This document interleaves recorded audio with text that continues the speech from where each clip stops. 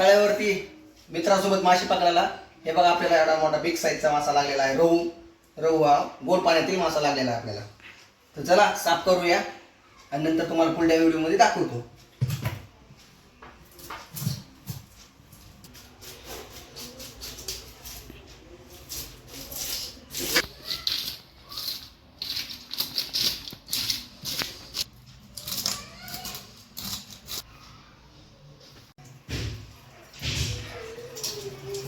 हे बघा अशा प्रकारे मासा स्वच्छ झालेला आहे आपला. काय बनवणार दीपा तू आता? भाजी आणि फ्राय. ओके, अर्ध्या माशाची भाजी आणि अर्ध्या माशाची फ्राय. हा चालेल. कसा आहे? अशा प्रकारे आपण पीस कट करून घेतलेले आहेत. त्यानंतर तवा घ्यायचा आहे. तवा तेल टाकायचं आहे. तेल गरम झाल्यानंतर कांदा टाकायचा आहे.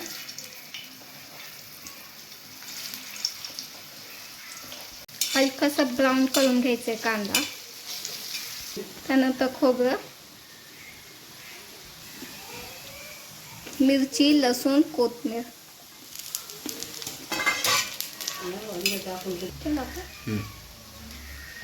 त्यानंतर टमाटा. अशा प्रकारे मसाला भाजून घ्यायचा आहे.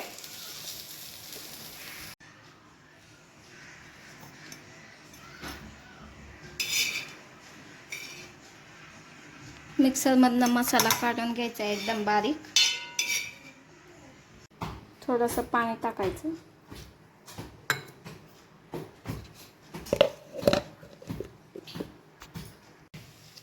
अशा प्रकारे बारीक काढून घ्यायचं आहे.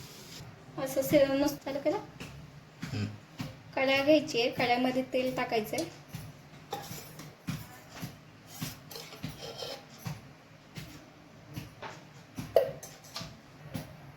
त्यानंतर मसाला जे काढून घेतला मिक्सरमधून ते टाकायचं आहे.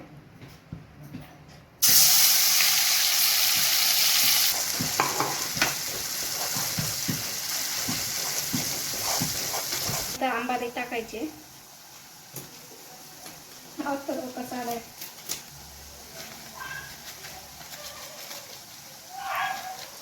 लसणाची पेस्ट, चवीनुसार मीठ,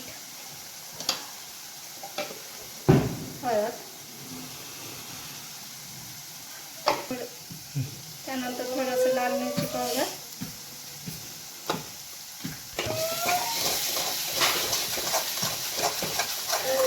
ती प्लेट चालूच होता का? खरं केलं. त्यानंतर थोडंसं पाणी टाकायचं. उकळी फुटल्यानंतर त्याच्यात मासे टाकायचे. त्यानंतर चांगलं मिक्स करून घ्यायचंय.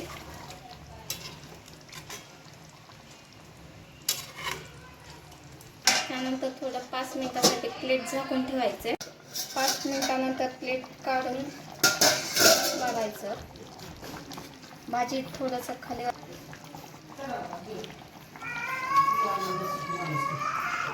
अशा प्रकारे आपली भाजी रेडी आहे.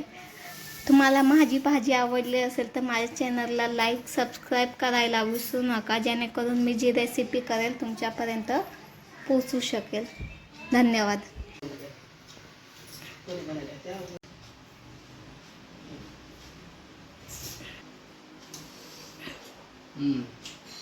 एक नंबर.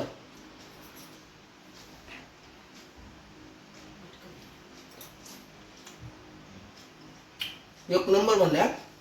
मस्त बनवली भाजी दीपा.